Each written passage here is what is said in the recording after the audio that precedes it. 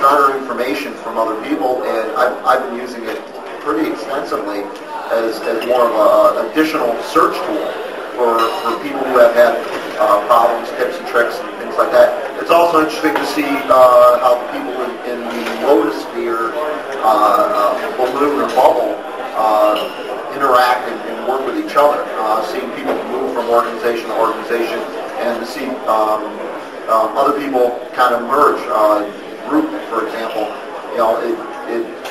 the acquisitions they've made over the years, been able to follow that. The people who joined their organization, just been kind of unreal. So that's how I use it. Yeah, Greg?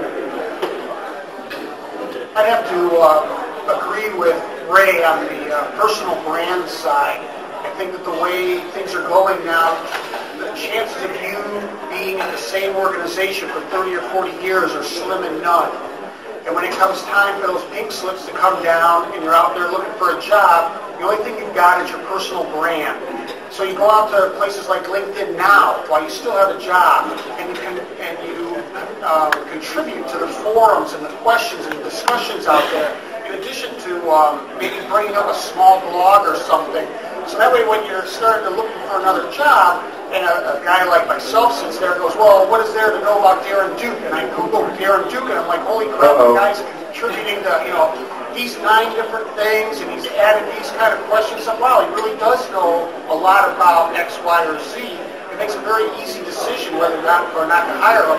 And then you also find out who his friends are. And at that point, you're like, no, we're not going to hire him. Don't forget the pictures. Right, the pictures, yes. Hey, I got a court order against them. Most of them are now blocked. Most of the picture being removed. And I want to echo that. As far as a personal brand goes, but mine is irrevocably, try to say nowadays, Guinness's, irrevocably tied to my company's identification. And what I will say is, everyone likes to talk about social media, but still, the web was the original real social media, and a blog is still a permanent fixture to the interwebs, thanks to Google caching, but people can find about you. And it's reduced our sales cycle massively, because now I'm able to, instead of them saying, why should we trust you, why should we trust that STS can do what they say we do, we just send them a couple of blog posts with links on exactly to do what they wanted to do, and that shortens our sales cycle. I cannot remember the last time we had to send a resume to a client, and that speaks volumes for what a socially active business and socially active individuals can do. Because the truth of the matter is that now that we have things like LinkedIn, people don't hire because of resumes, they hire because of relationships. So, I would say, plus it shows you have a history in here too. Yeah. I mean, you're not just all of a sudden, oh, I'm here, I can solve a problem. I've been doing this a long time. Yes, it is. Exactly right. It's not just a resume I created yesterday. It's a long-standing relationship with me and whoever, maybe 0 readers, but again, if they can't find you, they can't hire you. Exactly. And we have another question. From a premonition, maybe? Yeah, this is John Schultz with Plowman.net. And I want to understand, what is the use case of social internally for small businesses? For companies that have 10 or 25 or 50 people, you kind of get it when you have hundreds or thousands across different locations, but how do you use this, when you're 10 people or 25 people? What's your opinion on that? Is Lisa going to answer that? Yeah, I'll actually take a stab at that, and then I do want to open it up as well. I know at Simplified Technology Solutions, we rolled out connections very, very early in the product's existence, and we found, again, for us internally, profile is not as useful as it is at IBM, because if I want to know if somebody does something, I just, shout at Darren and tell him he needs to go learn it real quick over the weekend. But what we did find really useful within the Connections product, as a small company, obviously the status updates, sort of the Twitter equivalent, having that within our organization. There are times when there are things that we want to communicate internally. We found that very useful. Obviously, instant messaging, which we never used until we hired an ex-IBMer, and then we said, oh, this is how you use it. So once we had somebody that was familiar with how to use it, we started using that more and more internally. At the same time, not Connections. But another piece of Connections that we do find really useful are what they used to call dog ears, they're now called bookmarks. So to be able to get a link, say that find it later, share it with the whole team. That was very useful. Especially IBM links, because they make no sense to any human being on the planet. So you have to save them somewhere. Yeah, so once you find some great white paper on the IBM website, you want to make sure that you save that link because you may never find it again. So that's another one. Does anybody on the panel have an example for more of a smaller organization, how some of these social tools are helpful internally? I know my former employer was a training company, and we used it actually within the classroom itself. We had, at the same time, minimized in the corner. So as, problems and questions came up that we didn't have the answer to, we had access to the brain trust of everyone in the organization, albeit, all 6 of us, that were able to kind of respond. And we were able to solve even like little crazy things like billing issues or scheduling, just on the fly. So it worked out really great for us. And then also, John, specifically to answer your question, we find it very useful to use things like quicker places or wikis to document standard operating procedures. So when X happens, do Y and you will fix X. And then today that's locked in some individual's brain and we can't get it out. And even in 25-person companies, you will find an awful lot of silos where that happens. And God forbid Darren happens to be in Milwaukee with Lisa and one of the same time servers goes down, the world would end. But all they have to do is log into one of the wikis and figure out which server it is, what do we need to do, and what do we need to reboot. And that gets that information out to the rest of my people. I guess. Yeah. This is Bernie. I'm with Bing Technology. We are a small organization. As a matter of fact, my firmly believe is that small organizations can benefit from social more than the big guys could. I'll give you an example. We talk about Lotus flag and all that good stuff. So as a small organization, we really can't do everything our customer asks us to do. We always have to reach out to our partners, to external people who can handle that.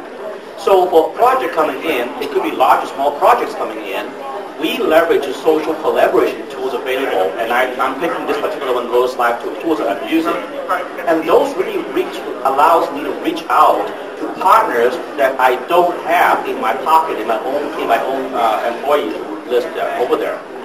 But using social collaboration, they can reach into me, look at my files in a particular project basis.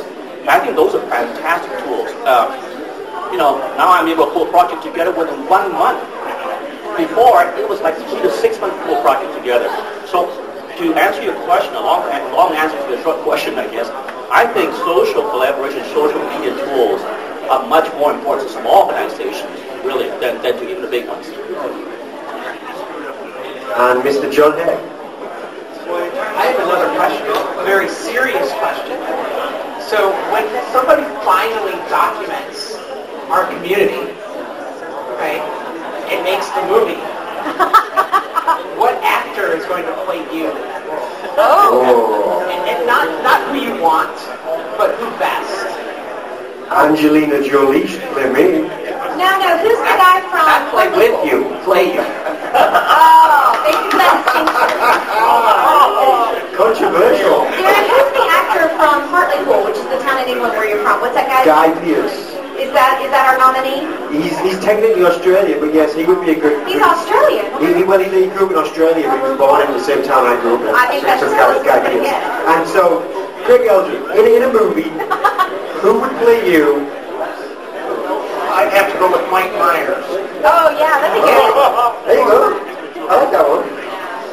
Mr. Ray? I think actually based on the fact that by the time it becomes a movie, this guy's career will probably be 0. I'm going to say Bruce Willis. You got the same hairdo. Yes, okay, good. Mike? I don't know.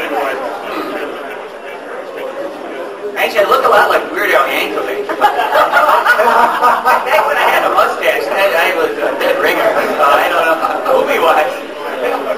John, who would play you? That's a good question. When I was a child, I looked like Michael J. Fox quite a bit.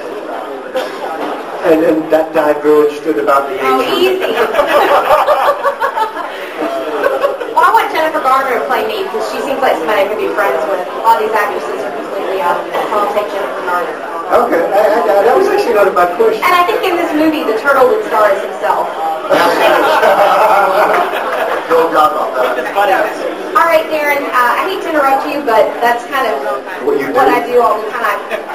We're actually out of time, so all the folks that are still wrapping up their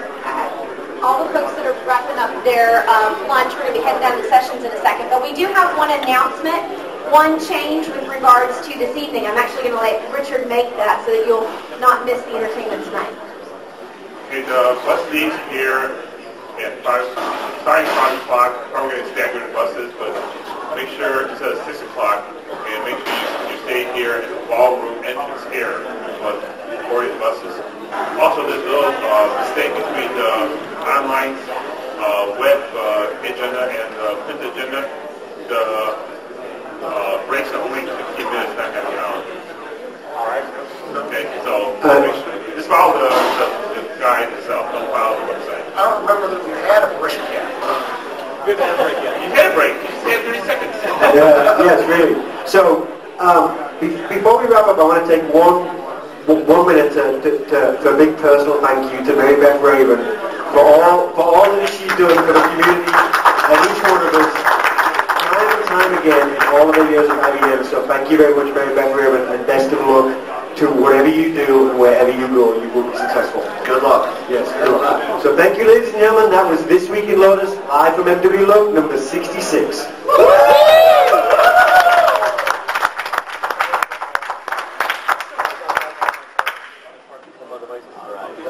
Darren, excellent. Excellent job. And hopefully I hit the record button. Sorry, bring everybody back. We're starting off.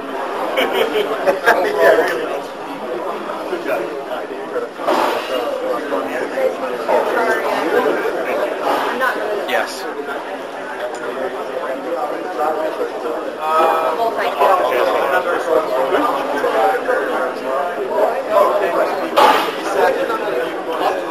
How's lunch?